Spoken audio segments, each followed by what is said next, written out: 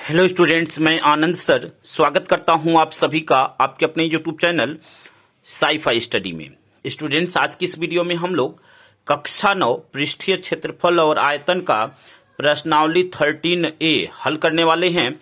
इस वीडियो से पहले स्टूडेंट्स, इस चैप्टर का हमने पूरा इंट्रोडक्शन आपको बहुत ही बेहतरीन तरीके से हमने समझाया हुआ है। एक एक फार्मूले को आपको बिल्कुल समझाया हुआ है, कहीं पे भी आपको रट्टा लगाने की जरूरत नहीं पड़ेगी उस वीडियो को देखने के बाद।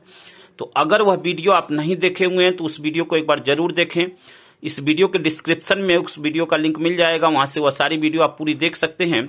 और स्टूडेंट्स, अगर आप चैनल पे नए हैं और अब तक आपने चैनल को सब्सक्राइब नहीं किया हुआ तो एक बार चैनल को जरूर सब्सक्राइब करें, क्योंकि यहाँ पे सभी चीजें लगातार आपको चैप्टर वाइज बिल्कुल आसान भाषा में मिल रही हैं। वीडियो को स्टार्ट करते हैं स्टूडेंट्स। आज का पहला प्रश्न है प्रश्न नंबर 1।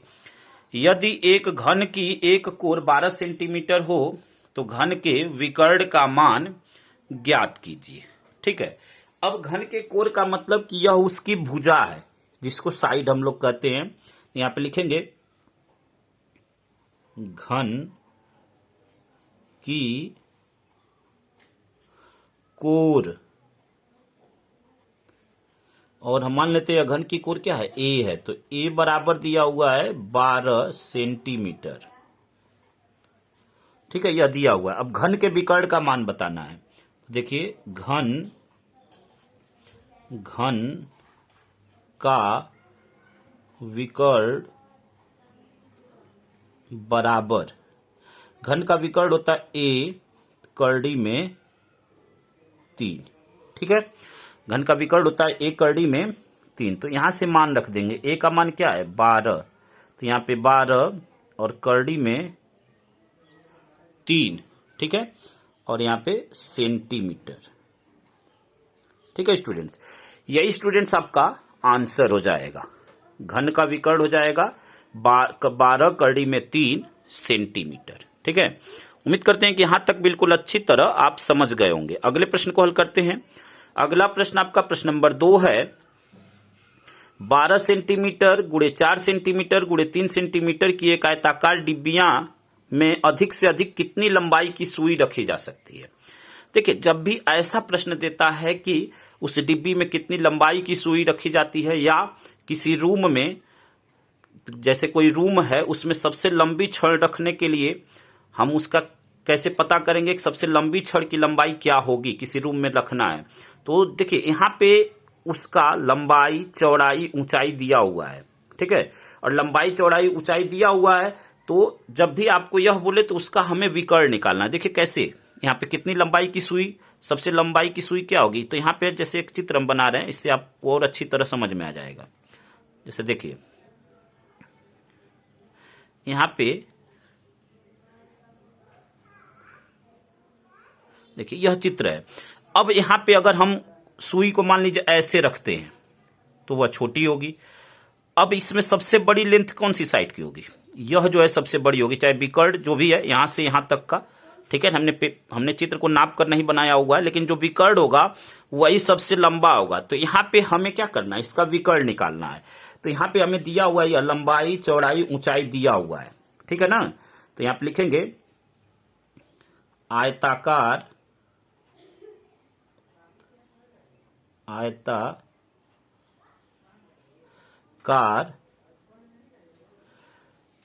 आयताकार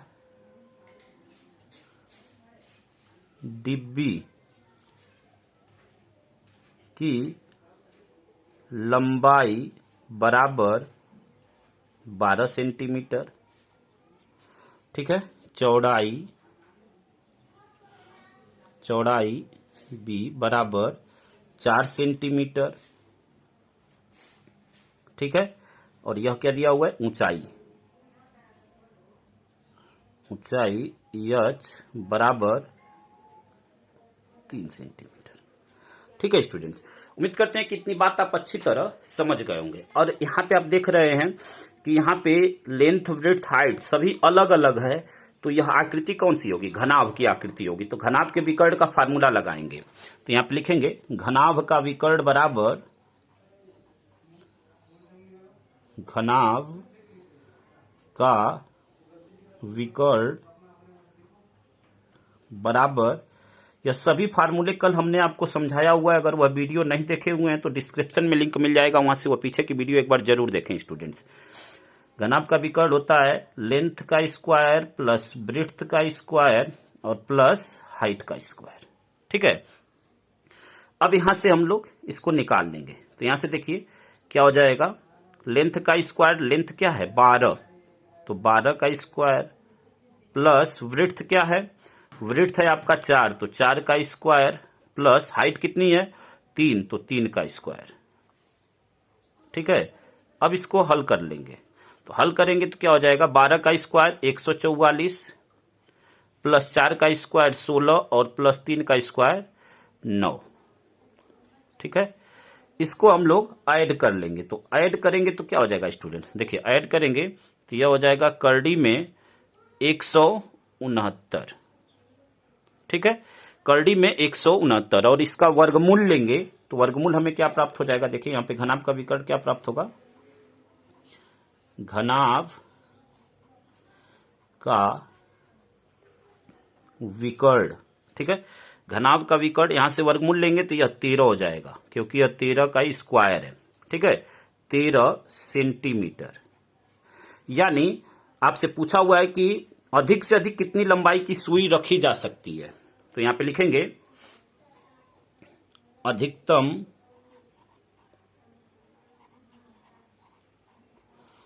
13 सेंटीमीटर 13 सेंटीमीटर लंबाई की सुई रखी जा सकती है। 13 सेंटीमीटर लंबाई की सुई रखी जा सकती है।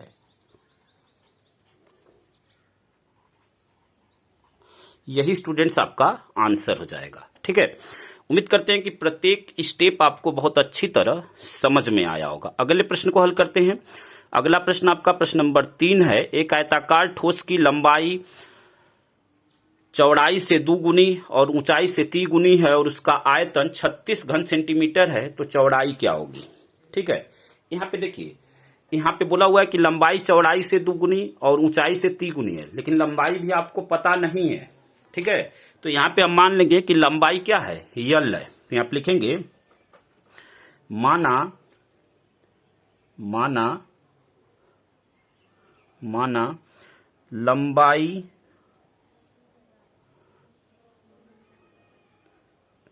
लंबाई यल तथा चौड़ाई भी मान लेंगे, चौड़ाई शॉर्ट में लिख लेते हैं, आप समझ जाएंगे स्टूडेंट्स। चौड़ाई b और ऊंचाई यहां से क्या हो जाएगी h, यह हमने मान लिया। ऊंचाई क्या है h। ठीक है, ऊंचाई h है, यह हमने मान लिया। अब देखिए प्रश्न में क्या बोला हुआ है, लंबाई चौड़ाई से 2 गुनी, यानी लंबाई जो है चौड़ाई से 2 गुनी है, यानी जो b का मान है वह 2l है। ठीक है ना, जो b का मान है वह क्या है 2l है। तो यहां से लिखेंगे प्रश्नानुसार,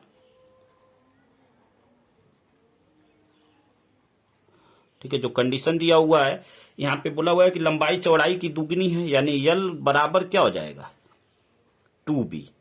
ठीक है, यहां से अगर b का मान हम निकालते हैं तो b बराबर क्या हो जाएगा l/2, यानी l बटे में 2। फिर बोला हुआ है कि लंबाई जो है ऊंचाई की 3 गुनी है, यहां पे बोला हुआ है, यानी l बराबर क्या हो जाएगा 3h।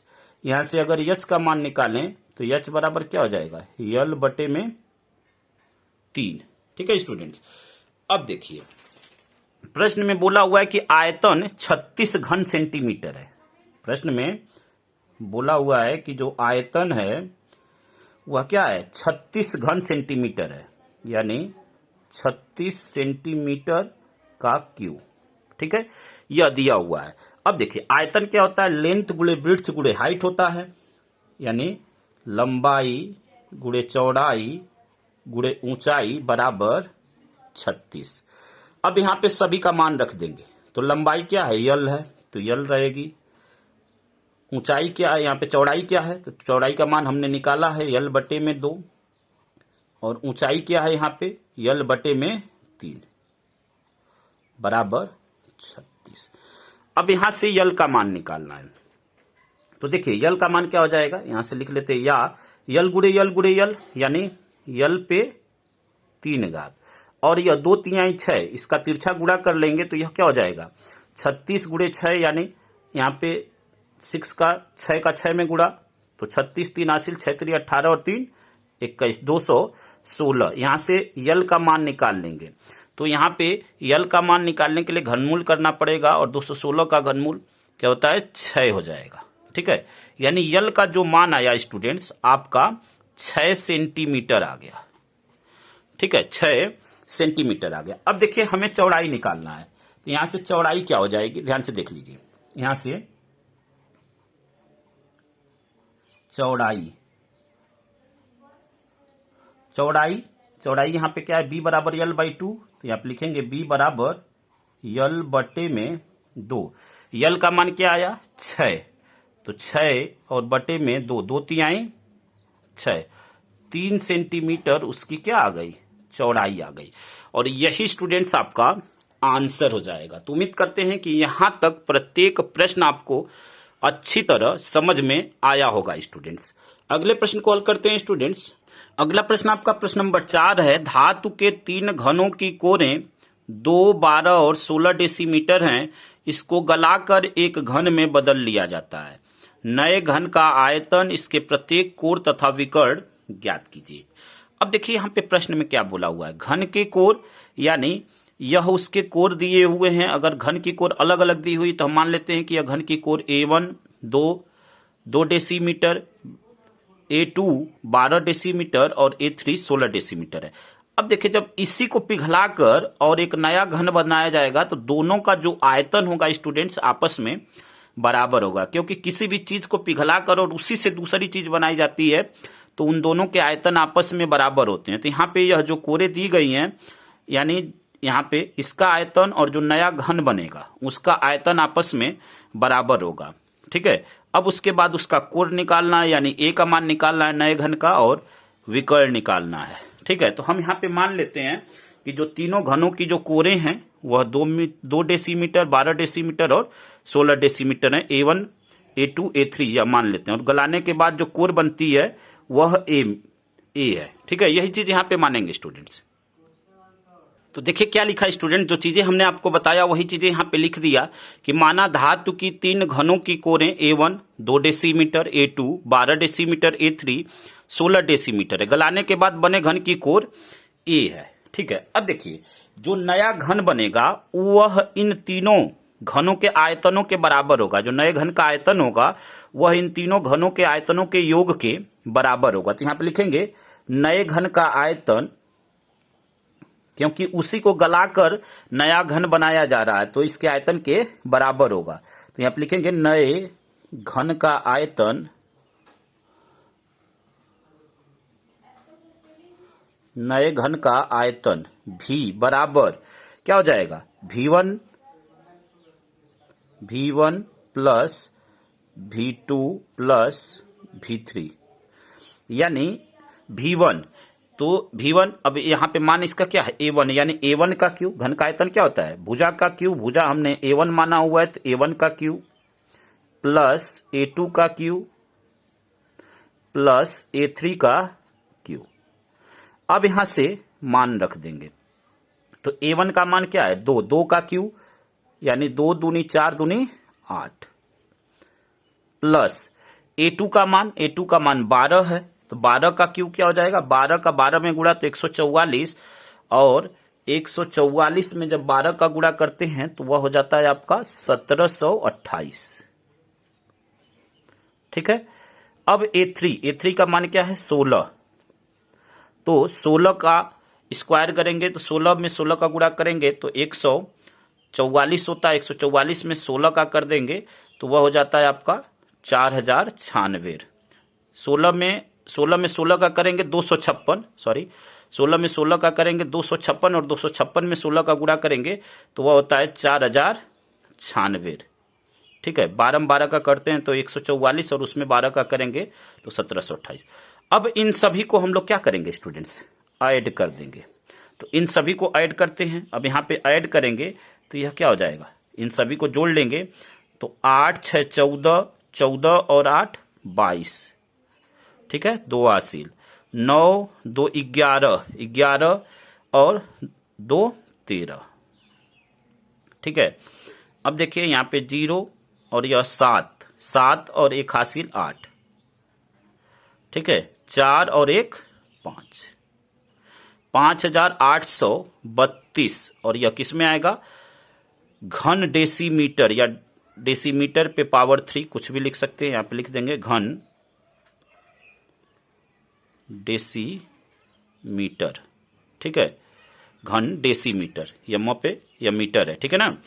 यह आ गया आपका नए घन का आयतन हो गया, यह आपका हुआ नए घन का आयतन। एक आंसर आपका यहीं पे आ गया स्टूडेंट्स, नए घन का आयतन, ठीक है, एक आंसर आपका यहीं पे हो गया। अब दूसरा आपसे क्या पूछ रहा है, इसके प्रत्येक कोण तथा विकर्ण ज्ञात कीजिए। तो देखिए घन का आयतन क्या होता है, भुजा का क्यू। अब नए घन के आयतन हमने माना हुआ है कि घन की कोण क्या है, ए, यानी ए का जो क्यू है वह आया है आपका 5832, यह आया है, ठीक है। अब यहां से ए का मान चाहिए, यानी इसका हमें घनमूल निकालना है। तो जब ए का मान निकालेंगे, ठीक है, यहां पे इसको हम लिख सकते हैं 18 गुणे 18 गुणे 18, ठीक है, यानी यह 18 का क्यू है। यहां से ए का जब मान निकालेंगे, घनमूल निकालेंगे, तो यहां पे जोड़ा 3 का बन गया, तो यह जो है क्या हो जाएगा, बाहर हो जाएगा करड़ी से। घनमूल लेंगे तो यह हो जाएगा आपका 18 डेसीमीटर,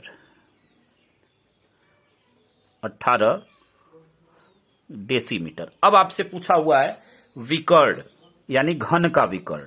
तो यहां पे घन का विकर्ण निकाल देंगे। घन का विकर्ण का फार्मूला होता है ए और करड़ी में 3। ए का मान 18 आ गया, यानी 18 और करड़ी में 3, और यह भी किस में आएगा, डेसीमीटर, डेसीमीटर। तो यही आपके आंसर हो जाएंगे स्टूडेंट्स, यही 3 आंसर हो जाएंगे। यहां पे लिख देते हैं, देखिए यहां पे तीनों आंसरों को यहां पे क्रमशः लिख देते हैं। V बराबर 5832 घन डेसीमीटर, ठीक है। दूसरा आंसर आपका क्या है, आपसे पूछा हुआ है भुजा यानी कोर, आपसे पूछा हुआ है प्रत्येक कोर। तो यहां पे लिख देंगे कोर, जिसको हमने ए माना हुआ था, तो ए बराबर 18 डेसीमीटर।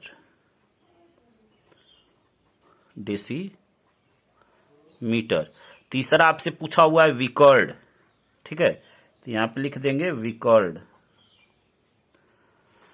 यहां पे विकर्ण बराबर 18 करड़ी में 3 और यहां पे डेसीमीटर, ठीक है स्टूडेंट्स। उम्मीद करते हैं कि यह तीनों प्रश्न आप बहुत अच्छी तरह समझ गए होंगे। अगले प्रश्न को हल करते हैं। अगला प्रश्न आपका प्रश्न नंबर 5 है। एक आयताकार जलाशय की लंबाई 6 मीटर और चौड़ाई 5 मीटर है। उसमें एक नल से 120 लीटर प्रति मिनट की रफ्तार से पानी भरा जाता है। जलाशय में पानी का तल कितने सेंटीमीटर प्रति घंटा से ऊपर उठेगा, ठीक है, यह प्रश्न आपसे पूछ रहा है। तो देखिए जलाशय की आपको लंबाई दिया हुआ है, चौड़ाई दिया हुआ है, ऊंचाई नहीं दिया हुआ है, तो ऊंचाई को हम मान लेंगे। अब यहाँ पे जो आयताकार जलाशय का जो आयतन होगा वह जो नल से प्रति, यहाँ पे प्रति लीटर जो पानी गिर रहा है उसके आयतन के बराबर होगा, यानी दोनों आयतन बराबर कर लेंगे और वहां से यच का मान हम फाइंड आउट कर लेंगे, वही आंसर हो जाएगा। उतने सेंटीमीटर प्रति घंटा से जो पानी का तल होगा वह ऊपर उठेगा, ठीक है। तो अब यहाँ पे देखिए इसको कैसे हल करेंगे, एक एक स्टेप को ध्यान से समझिएगा स्टूडेंट्स। हम मान लेते हैं यहाँ पे लंबाई हमें दिया हुआ है, लंबाई 6 मीटर है, तो यहाँ पे लिखेंगे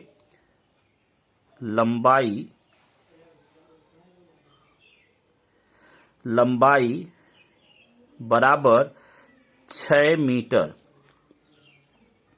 इसको सेंटीमीटर में कन्वर्ट कर देंगे तो यह हो जाएगा 600 सेंटीमीटर, क्योंकि 1 मीटर में 100 सेंटीमीटर होता है, तो 6 मीटर में 600 सेंटीमीटर। फिर आपको क्या दिया हुआ है, चौड़ाई दिया हुआ है। चौड़ाई 5 मीटर दिया हुआ है, हम डायरेक्ट लिख देते हैं सेंटीमीटर में, तो यह हो जाएगा 500 सेंटीमीटर। ठीक है, ऊंचाई नहीं दिया हुआ है, तो ऊंचाई को हम मान लेते हैं कि ऊंचाई जो है यच है। ऊंचाई इसकी कितनी है, यच है, यह हम मान लेते हैं। यही हमें ज्ञात भी करना है। अब देखिए, अब यहां पे क्या करेंगे, अब एक एक स्टेप को यहां से समझ लीजिए। अब देखिए, चूंकि यहां पे जो जलाशय है, यहां पे लिखते हैं, चूंकि जलाशय जो है उसमें क्या दिया हुआ है, 120 लीटर प्रति मिनट की रफ्तार से पानी भरा जाता है। यहां पे लिखेंगे, जलाशय में 120 लीटर प्रति मिनट, प्रति ऐसे भी दिखाते हैं, ठीक है ना, प्रति मिनट से पानी भरा जाता है। पानी भरा जाता है। अब देखिए, जब 120 लीटर प्रति मिनट के रफ्तार से पानी भरा जाता है, और प्रश्न में आपसे घंटे में पूछा हुआ है, तो 1 मिनट में तो 120 लीटर भरा जाता है। अगर 1 घंटे की बात करें तो एक घंटे में कितना पानी भरा जाएगा, यानी 1 घंटे में 60 मिनट। ठीक है, 1 घंटे में 60 मिनट, 1 मिनट में 120 लीटर, तो 60 मिनट में तो 120 गुणे 60 हो जाएगा। ठीक है ना, तो यहां से लिखेंगे अर्थात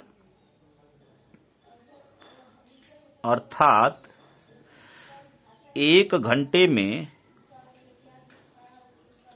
1 घंटे में भरे जाने वाले 1 घंटे में भरा जाने वाला पानी, 1 घंटे में भरा जाने वाला पानी बराबर यहां से क्या हो जाएगा, 120 और गुणे 60। ठीक है, 120 गुणे 60। ठीक है, उम्मीद करते हैं कि लाइन आप समझ गए होंगे स्टूडेंट्स। 120 गुणे 60 हो जाएगा। अब देखिए, जब यह 120 गुणे 60 हो गया, अब हमें क्या करना है, हमें यहां पे आंसर किस में चाहिए, सेंटीमीटर प्रति घंटा में चाहिए।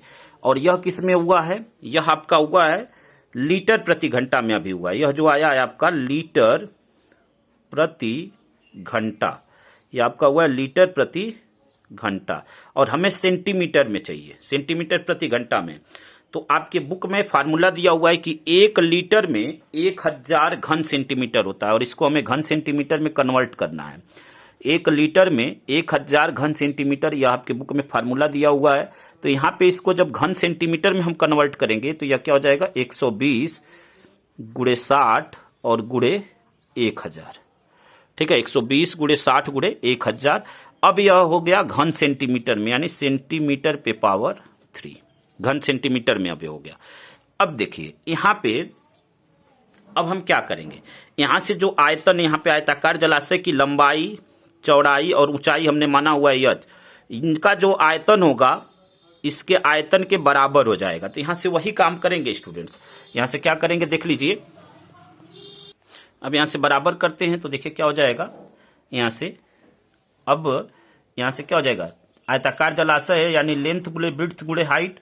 तो लेंथ कितनी है, सेंटीमीटर में लेना है, तो 600 गुणे ब्रेड्थ यानी चौड़ाई कितनी है 500, और गुणे यच बराबर वह इसके बराबर हो जाएगा, इस आयतन के 120 गुणे 60 और गुणे 1000। इसी को हल कर लेना है। यहां से यच का मान हमें निकालना है, तो यच बराबर क्या हो जाएगा, 120 गुणे 60 और गुणे 1000 और बटे में 60 गुणे 500। यहां पे क्या हो जाएगा, 0 से 0 कट गया, 0 से 0 कट गया। ठीक है, यहां पे ये सभी कट गए। अब देखिए यहां से क्या कर देंगे, 6 से 6 कट गया, 5 से 120 को कट करेंगे, 5 दूनी 10 और 5 चौके 20, यानी आंसर क्या आ गया आपका 24। और यह किस में आएगा, सेंटीमीटर में, यह 24 सेंटीमीटर। अब जब यह 24 सेंटीमीटर आ गया, यानी आपका आंसर क्या आ जाएगा? जो आंसर आपसे प्रश्न पूछा हुआ है, एक जलाशय में पानी का तल कितने सेंटीमीटर प्रति घंटा से ऊपर उठेगा, तो यहां पे आप लिख सकते हैं कि 24 सेंटीमीटर प्रति घंटा से ऊपर उठेगा। 24 सेंटीमीटर प्रति घंटा से पानी का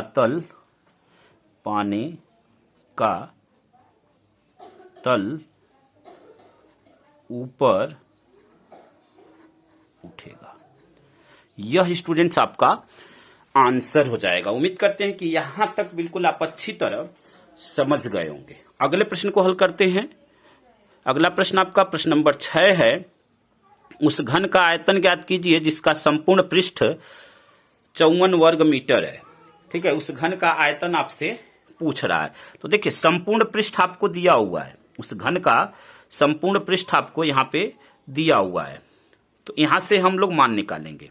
देखिए, यहां पे संपूर्ण पृष्ठ दिया हुआ, तो लिखेंगे संपूर्ण पृष्ठ, और घन का संपूर्ण पृष्ठ का फार्मूला होता है 6a² बराबर, यह होता है, यह दिया हुआ है आपका 54 वर्ग मीटर। 54 वर्ग मीटर। ठीक है, यह दिया हुआ है। यहां से हम लोग क्या कर लेंगे, a का मान निकाल लेंगे। तो देखिए, यहां से जब a का मान निकालेंगे तो यह क्या हो जाएगा, 6 बटे में चला जाएगा, और 6 बटे में जाएगा तो यह हो जाएगा 54 बटे में 6, 6 9 54, 9 हो जाएगा। यहां से a का मान निकालेंगे तो 9 का वर्गमूल ले लेंगे, तो यह हो जाएगा आपका 3 मीटर। क्या हो जाएगा, 3 मीटर। ठीक है, अब यहां से घन का आयतन, a का मान पता चल गया, तो घन के आयतन का फार्मूला क्या होता है, भुजा का q, या भुजा आ गई तो यहां से लिखेंगे घन का आयतन बराबर घन का आयतन बराबर भुजा का q यानी a का q। a का मान क्या है, यहां से a का q यानी a का मान 3, तो 3 का q, 3 का q यानी 3 गुणे 3 गुणे 3, तो 3 3 के 9 3 27, और यह किस में हो जाएगा, घन मीटर में। घन मीटर या मीटर का क्यूब भी आप लिख सकते हैं। तो यही स्टूडेंट्स आपका आंसर हो जाएगा। उम्मीद करते हैं कि प्रत्येक स्टेप स्टूडेंट्स आपको अच्छी तरह समझ में आया होगा। इस वीडियो में बस इतना ही, बाकी के बचे हुए प्रश्नों को स्टूडेंट्स अगली वीडियो में कंप्लीट करेंगे। स्टूडेंट्स, अगर वीडियो आपको अच्छा लगा हो तो वीडियो को लाइक करिए, कमेंट करिए और अपने दोस्तों तक अधिक से अधिक मात्रा में शेयर करिए, ताकि ऐसे प्रश्नों को हल करने में उनकी हेल्प हो सके। और स्टूडेंट्स, अगर आप चैनल पे नए हैं तो एक बार चैनल को जरूर सब्सक्राइब करिए, ताकि चैनल की भी हेल्प हो सके। धन्यवाद स्टूडेंट्स। जय हिंद, जय भारत।